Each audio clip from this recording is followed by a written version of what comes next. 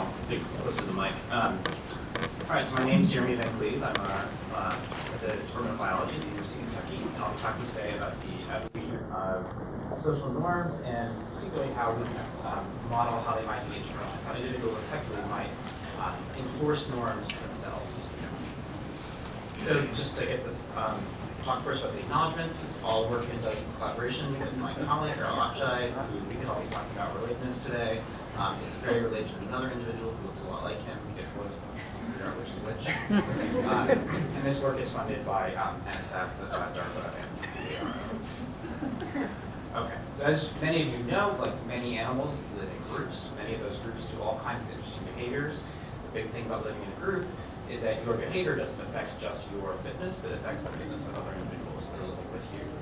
And so some of those behaviors then have, because they have fitness relevant consequences for not just you, but other individuals, there's potentially selection to enforce certain behaviors in the group. So, for example, these are Indian jumping ants, and one thing they like to do is make sure certain individuals' workers, which may be capable of being reproductive, those workers, some of those are not producing other offspring, so they can regulate the number of reproductives in the colony. Humans as well have enforcement mechanisms, a particularly nasty one. We actually enforce lots of different kinds of behaviors. So one kind of common way of describing a behavior that's kind of expected in a population is called a norm, or a social norm. And what's sort of a way of defining it is that individuals in the group actually follow that norm. They actually do that behavior. They expect other individuals to follow it. And that sanctions may be expected to happen if an individual violates the norm. Although that violation may not actually result in a sanction, there's some expectation that those are possible. And so one thing that norms can do in particular is they can coordinate action. So there's lots of things we can think about, like whether your fork is on a knife on the left or right hand side of a plate, or whether you drive on the left or right hand side of the road can be a norm. And not really, norms help us coordinate behavior. So this is actually Sweden, sort of famously in the late 60s, switched driving from the left hand to the right hand side of the road. There was one day in September when, like, in the middle, very, very early in the morning, there was a period everyone had to stop their cars, pull off, and then sort of like slowly pull on to the other side, and it sort of all magically worked, and now they drive on the right side of the road. But norms can also enhance not just sort of behaviors that we might think of as being kind of mutualistic, good for all of us, but they're sort of cooperative behaviors that are maybe even public goods. So we have lots of norms about these kinds of behaviors where we're really sort of dedicating important resources to activities. So people have all kinds of expectations about how much, for example, labor should be shared within a household, or how much labor should be shared even across like different economic classes of individuals. So one way that the economists have sort of like highlighted a specific example of, say, a way that humans have social norms about a cooperative behavior is they've isolated in the lab by sort of forming a very simple game where you can see it. And this game is called the ultimatum game. And so it works in a sort of relatively straightforward way. You get some individual who's called the dictator, you give them a pot of money, and they get to decide a division of that pot of money between themselves and their partner. The partner then gets to decide, do I accept this pot of this division? Is that fair? If the partner accepts, they each get the division. If the partner rejects, they don't get anything. And so under sort of just strict kind of game theory prediction, the only way the partner's going to get any money is if the partner accepts any offer, as long as it's sort of not a non-zero offer.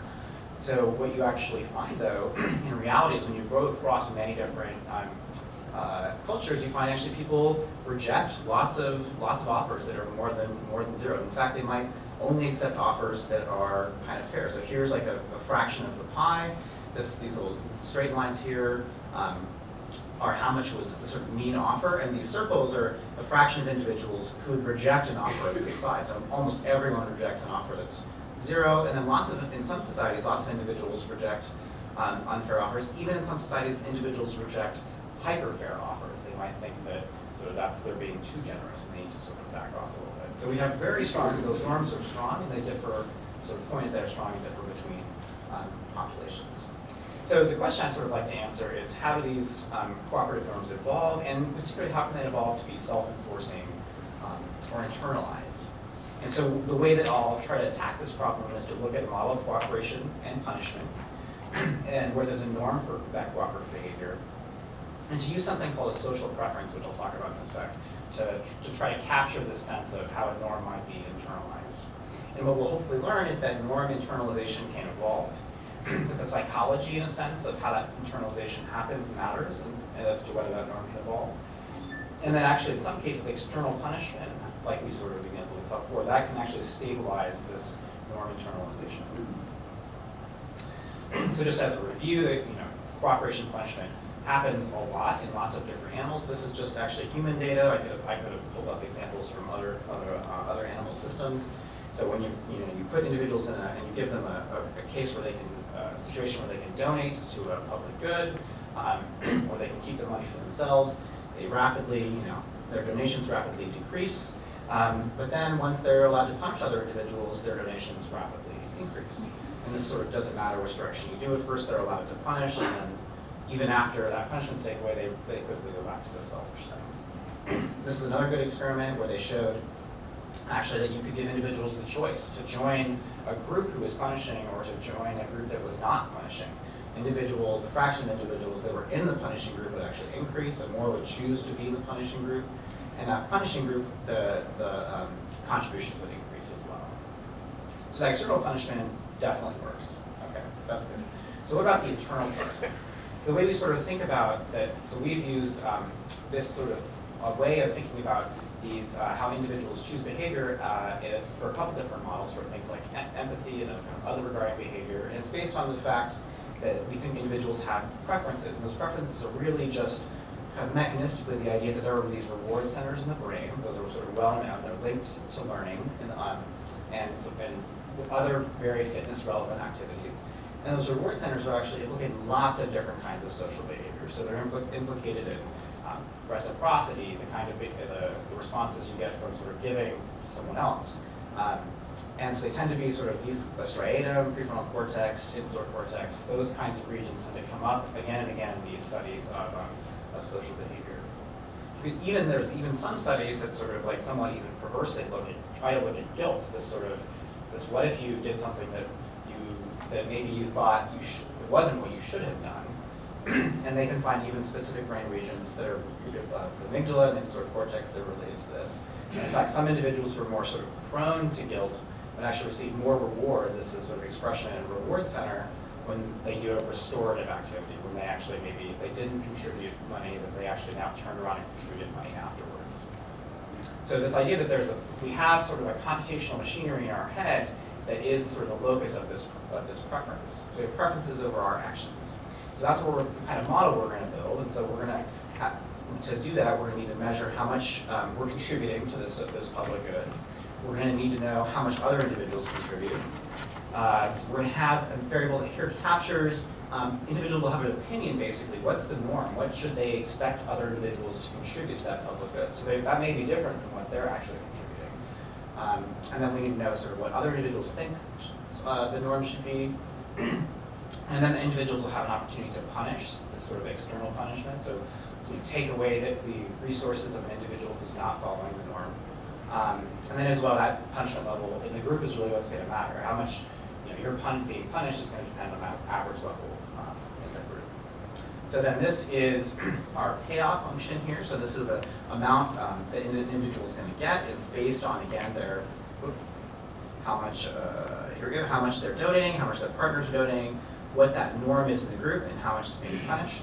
They get some benefit, they pay some cost for contributing, and then they get punished for how much they deviate from the norm. And so we assume this punishment, this is that deviation, the difference between the norm and how much you're actually giving, and that's just going to sort of accelerate. So more and more deviation, you're going to get more and more kind of hammered on by your group mates.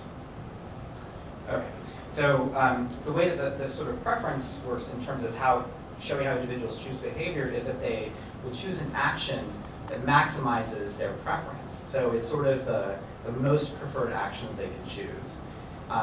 And so we need to know a little bit. We have to determine what's a preference going to be.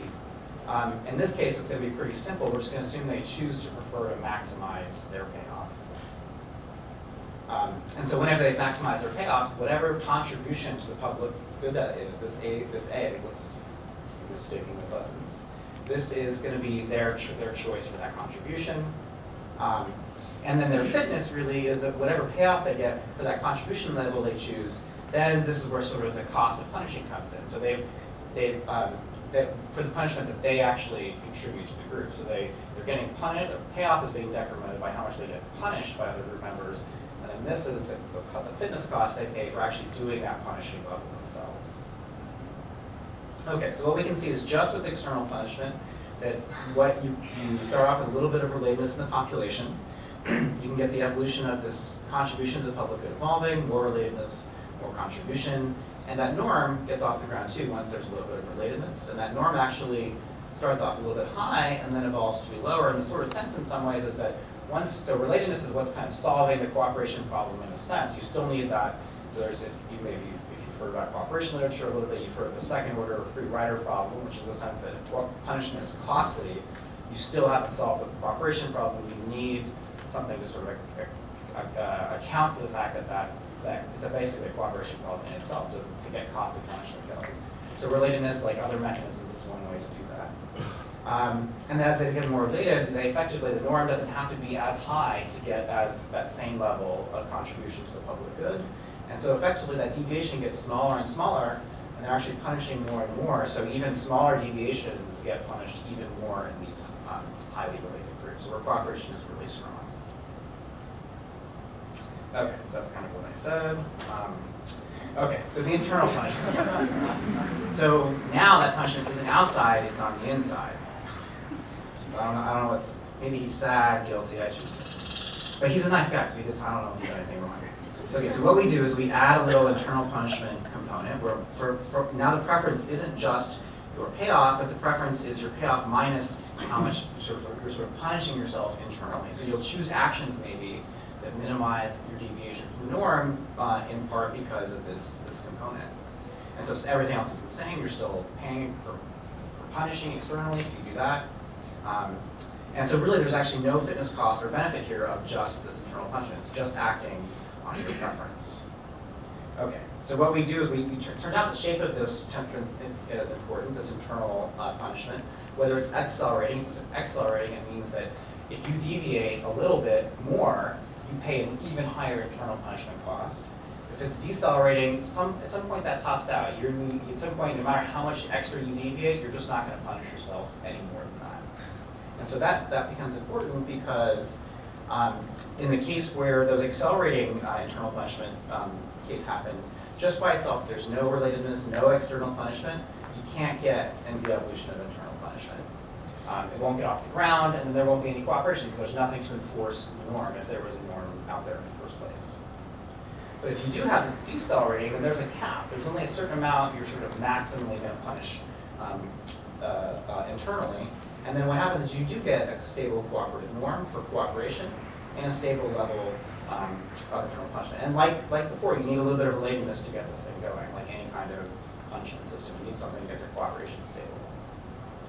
So then what we can do is we can actually hold the external punishment constant and look at what happens as we crank up external punishment. Do we get more internal punishment? And we get sort of the same sort of pattern where internal punishment here for decelerating costs, or there's a cap to how much you can feel guilty. That doesn't depend too much on how much you're externally punishing. It really depends on relatedness. Whereas accelerating punishment really needs that to work. And I think I'll just sort of finish up there. Ask any questions.